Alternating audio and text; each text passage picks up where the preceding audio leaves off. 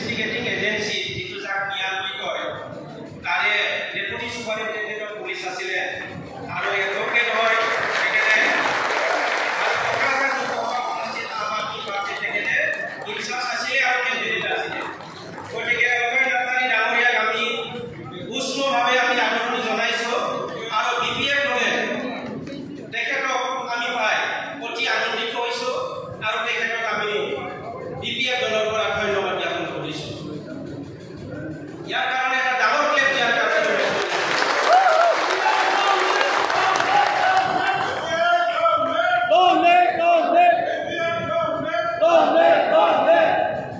আৰু এতিয়া আছে আমাৰ বিজনী ডিষ্ট্ৰিক্টৰ পৰা আমাৰ বিজনী ডিষ্ট্ৰিক্টে মানে ইয়াত জইন কৰাৰ কাৰণে আনিছে মানুহ বেছি আছে কিন্তু ইয়াতে কম মানুহ আনিছে তেখেতসকলে মানে যিটো গাড়ী কৰাৰ ব্যৱস্থা অসুবিধা হৈছে ইয়াৰ কাৰণে তেখেতসকলে 3জন ইয়াতে জইন কৰাব আৰু বাকী জিলাত জইন কৰাব তেখেতসকল হৈছে Subodh Chandra Das vice chairman Bishnupur BCDC Bijni district আৰু ডিষ্ট্ৰিক্টৰ এছিষ্টেণ্ট ছেক্ৰেটাৰী হয় তেখেত সুবোধ চন্দ্ৰ দাস লগতে আছে দুলাল মণ্ডল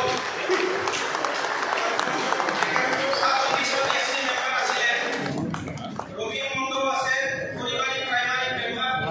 গতিকে আমি সকলোকে আদৰণি জনাইছোঁ তেখেত হৈছে Subodh Chandra Das Bishnupur BCDC chairman Dulal Mondal sub division SC member Rabin Mondal পৰিবাৰী প্ৰাইমাৰী মেডিকেলৰ মেম্বাৰ তেখেতসকল ফিমেল মেম্বাৰ আছিলে তেখেতসকলকো আমি উষ্ম আদৰণি জনাইছোঁ আৰু তেখেতসকলক আমি দলত আঁকোৱালি লৈছোঁ আৰু আনন্দিত হৈছোঁ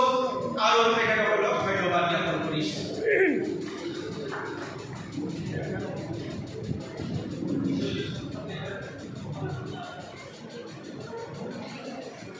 Secretary Carboy আপোনালোকক জনাই দিছে যে যোৱা লোকসভা নিৰ্বাচনৰ কাৰণে যিখিনি কমিটি বনাইছিল বুথ লেভেলত হওক ষ্টেট কমিটি হওক বা পৰ্যায় হওক বা যিকোনো যিমান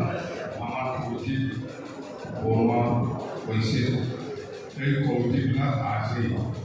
আমি সেইদিনা ফিল্ড মিটিঙত আলোচনা কৰিছোঁ ফিল্ড মিটিঙত আলোচনা কৰি সেইখিনি দৃশ্যৰে আহিছে যে লোকসভা নিৰ্বাচনৰ কাৰণে যিমান যিখিনি কমিটি আছিল সেইটো চেণ্ট্ৰেলৰ পৰা আৰম্ভ কৰি প্ৰাইমাৰীলৈকে যিখিনি কমিটি আছে সেইটো ডিজলভ কৰা হওক বুলি ফিল্ড মিটিঙে আমাক চাজেষ্ট কৰিছে এই হিচাপত আজি আমি আমাৰ এই চিঠিখনত জাষ্ট আপোনালোকৰ পৰা কি বুলি কওঁ এইটো অনুমোদন আপোনালোকৰ আমাৰ এই চিঠিৰ অঞ্চল অনুমোদন লাগে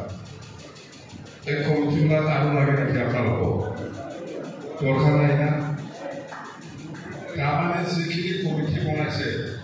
চেণ্ট্ৰেল ষ্টেট কমিটি হওক প্ৰাইমাৰী ষ্টেট কমিটি হওক ব্লক লেভেল ষ্টেট আপোনালোকে আমাৰ ইয়াতে যিমান যিখিনি কমিটি আছে ডিজলভ কৰা ছেকেণ্ডত আছে আগষ্ট মাহৰ ভিতৰত প্ৰাইমাৰী হওক ব্লক হওক ডিষ্ট্ৰিক্ট হওক চবে এবাৰ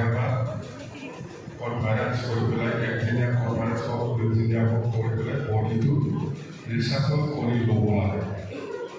চব যেনেকৈ প্ৰয়োজন আছে দৰকাৰ আছে ডিষ্ট্ৰিক্টৰ কিছু ভাল হ'ল পৰা বা ডিষ্ট্ৰিক্ট বা ব্লক বা প্ৰাইমাৰী ইয়াৰ পিছত আমি ছেপ্টেম্বৰ মাহৰ পৰা নতুন যিটো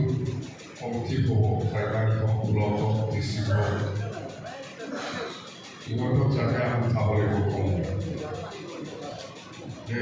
ছেপ্টেম্বৰ মাহৰ পৰা আমাৰ মুভমেণ্টটো হ'ব ব্লক ৱাইজত যিটো অৰ্গেনাইজ